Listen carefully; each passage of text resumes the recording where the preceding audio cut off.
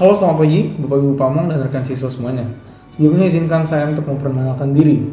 Nama siswa Adrian Benedictus Watratan dari kelas 10 MIPA 5, nomor absen 1, nomor siswa 2109818. Baiklah, pada kesempatan kali ini saya akan mempraktekkan hasil kerja saya, yaitu praktek fisika, menghitung momentum sebelum dan setelah tumbukan.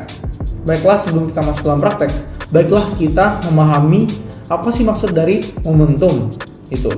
Baiklah, momentum adalah ukuran kesukaran untuk menghentikan suatu benda. Nah, dalam menghentikan suatu benda, pasti ada massa dan kecepatan yang dimiliki oleh benda tersebut. Nah, kecepatan sendiri dipengaruhi oleh suatu koefisien restitusi. Apa sih koefisien restitusi itu? Koefisien restitusi adalah perbandingan kecepatan awal dan akhir benda setelah dan sebelum melakukan tumbukan.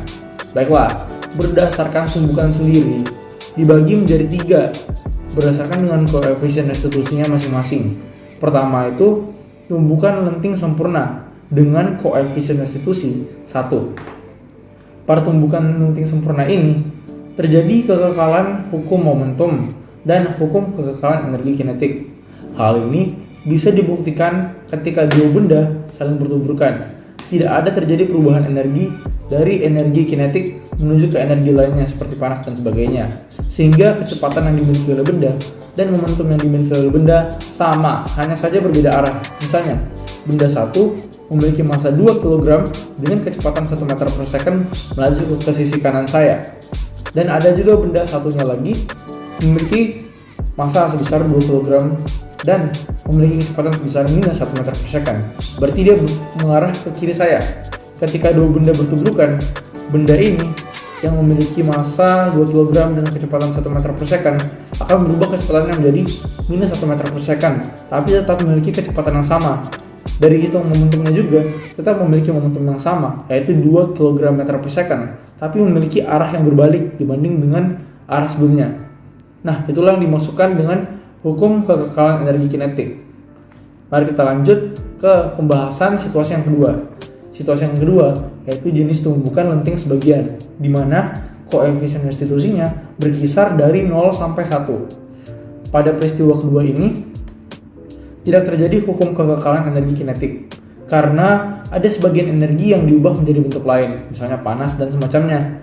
Misalnya, hal ini bisa dibuktikan dari jumlah kecepatan benda dan momentum masing-masing benda sebelum dan setelah tumbukan bisa jadi berbeda. Misalkan, momentum benda ini itu kecepatannya pertama itu adalah 1 meter per second ke kanan saya. Setelah tumbukan dengan elastisitas 50% atau 0,5, kecepatan dari benda tersebut akan berubah jadi minus 0,5 meter per second ke kiri saya. Nah, itulah mengapa pada situasi yang kedua ini tidak berlaku hukum kekekalan energi kinetik. Tapi bagaimana dengan hukum kekekalan energi momentum? Masih sama saja, masih berlaku karena jumlah dari kedua benda ini ketika bertuburkan sama dengan jumlah kedua benda ini ketika bertuburkan. Nah, mari kita lanjut ke situasi yang ketiga. Nah, situasi yang ketiga adalah situasi tumbukan tidak elastis sama sekali dengan koefisien restitusi sama dengan 0. Pada peristiwa ketiga ini, benda bertuburkan akan melekat menjadi satu dan memiliki kecepatan akhir yang sama. Pada percobaan ini, kita dapat lihat apabila massa dan kecepatan benda akan menyatu dan berhenti bergerak apabila massa dan kecepatan yang dimiliki oleh benda sama.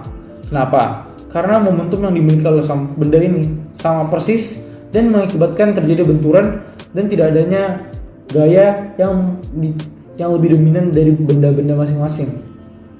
Kecuali apabila kita mengubah spesifikasi dari salah satu benda, misalnya massa atau kecepatan yang dimiliki oleh satu benda ditambah, maka dia akan lebih unggul dan seperti mempengaruhi atau lebih dominan terhadap benda satunya. Misalnya dua benda bertabrakan, benda ini memiliki massa yang lebih besar dan kecepatan yang lebih besar, maka dia akan mempengaruhi benda yang satunya dan lebih dominan, baik itu dalam kecepatan maupun dalam massa. Nah, sekarang kita masuk dalam kesimpulan dari video tersebut. Dari percobaan ini dapat kita simpulkan pada bahwa tumbukan terjadi hukum kekekalan momentum. Selain hukum kekekalan momentum, terjadi juga hukum kekekalan energi kinetik yang hanya berlaku pada jenis tumbukan pertama dengan koefisien restitusi 1, di mana tidak ada energi yang diubah ke bentuk lain. Hal ini bisa dilihat dari pembuktian analisis dan penghitungan yang kita lakukan pada kecepatan dan momentum benda. Kecepatan yang dimiliki benda sama. Hal ini sama juga dengan momentum benda masing-masing, hanya saja berbeda arah. Nah, kedua, jenis tumbukan kedua dan ketiga tidak berlaku hukum kekekalan energi kinetik karena ada sebagian energi benda yang diubah ke bentuk energi lain. Hal ini bisa dibuktikan dari penghitungan perubahan kecepatan benda dan penghitungan perubahan momentum benda masing-masing sebelum dan setelah melakukan tumbukan.